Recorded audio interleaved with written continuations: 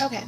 Hey guys, so I'm back once again from like a break because I went to like Alaska and me and my family got lost and stranded. So we had to wait for the rescue team, which of course always late. And that's what happened. Okay, I'm lying. I stopped recording because I know I had all this stuff to do. I'm not gonna make excuses, but I did have stuff to do, sorry. So I'm back with you.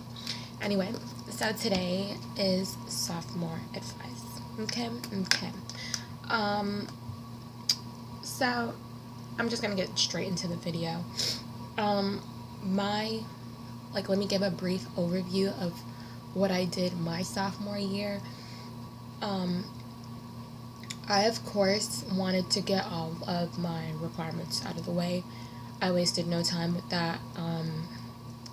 I made sure that every test that was needed to pass, I passed. I made sure that every class that needed to be passed, I passed. Every class that was needed to be taken, I took. Just to me, make sure you get required things out of the way. Because right now, I technically, me entering into my senior year, I technically don't even need to be in school. I need 3 credits. 3 credits. That's all I need to graduate. And I could have did them over the summer. I could have completed them last school year if I wanted to, but I'm deciding to take advantage of the courses that are being given at my school. So, that's why I'm still in school. But technically, I don't need to be there. And that's exactly where you all would want to be by the time you get to your senior year. You would want to be at a technicality of you not really needing to be there. You get what I'm saying? So let me just go off my checklist here because I wanted to make sure that I don't go off topic. Extracurricular. Okay. I played basketball my freshman and sophomore year. It was, of course, me testing my waters. I didn't play my junior year. I didn't do any sports my junior year. I focused on clubs. But you do want to have an extracurricular because that technically will be your second family. And it's like, and it also gives you something to do. You really, really don't want to be one of those kids who goes to school and goes home and goes to sleep and that's it. Like, that's their life. And it's just like, you don't want that type of life. Trust me. I know, I have friends who literally that was their life, and I told them, I'm like, okay, you need to find something to do because you can't keep doing that. When it's time for college, your life isn't going to just be school, your dorm room, and sleeping. Your life is going to be, okay, I need to do something else because your dorm mates are going to be like, yeah, I'm going to here because my friends invited me, my soccer team invited me, or my water polo team invited me. You know what I'm saying? You're going to feel left out because you're not going to have anywhere to go or anything to do. Not saying that, you won't have friends that you go out with all the time, but you will definitely be missing something. Something will be missing. So I don't mean that you have to have a sport, that you have to do that, but it's recommended, and it doesn't even have to be a sport. It could be clubs. That was my main thing. My freshman and sophomore year were my clubs.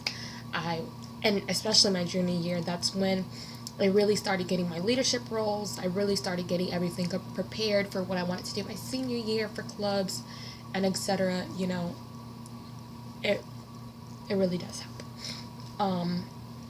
So now that's done. Friends.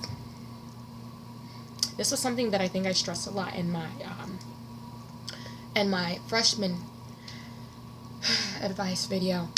Okay. My sophomore year, I still had the same friends from freshman year. Actually,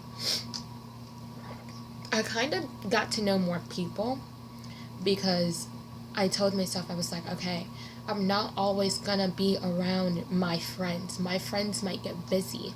So when my friends are busy, what am I gonna do? Am I gonna walk around the school like a loner or sit in the library by myself? That's pretty lame. I need some more friends. Hold on. That's what I told myself. I was like, I'm gonna need more friends. So I decided to make new friends. I started talking to more people. We started associating more. I started asking, hey, are you doing anything for lunch today? We can eat together, or vice versa.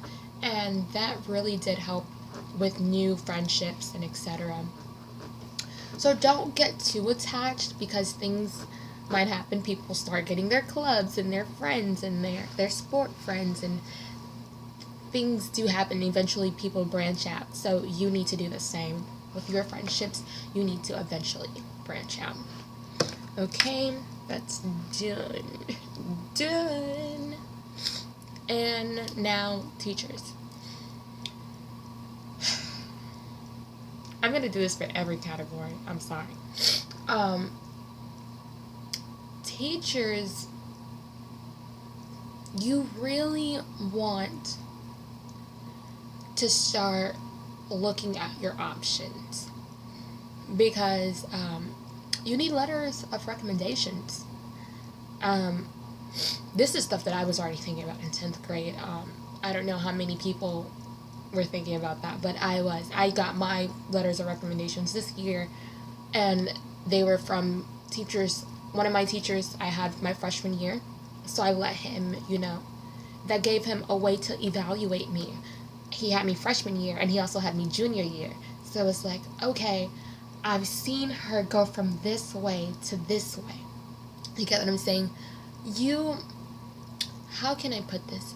You don't want to have a teacher that doesn't like you. You don't want them to do your recommendation. But then again, you don't want to have a teacher that you're like best buds with them, because then it's going to be biased, and you don't want biased recommendations, because all it's going to do is just give like, yeah, she's this, she's this, she's this, she's this, she's this, but she's not this. And it's like the college is like, okay, well, what are her downfalls? Now they're going to want to know, where does she mess up? Has she messed up? What did she do? What's her records? Now they're going to go digging for stuff that they don't really need to be digging for, all because you decided that you were going to have a teacher that you're best friends with do your letter of recommendation. So you want like one who's like, we're not best friends, but I'm good with them. And then you want one that's like, we're on the best friend side, but we're not best friends technically, so you can do it. You get what I'm saying? I don't know. That's kind of weird. It all depends on you and what you want the colleges to know, because those teachers are most likely gonna they're gonna put in a good word for you. So that's all up to you. And that is all for this video, because we're going on 8 minutes and 30 seconds. So bye guys. Let me know what you want to see in the comments below. Like this video and subscribe.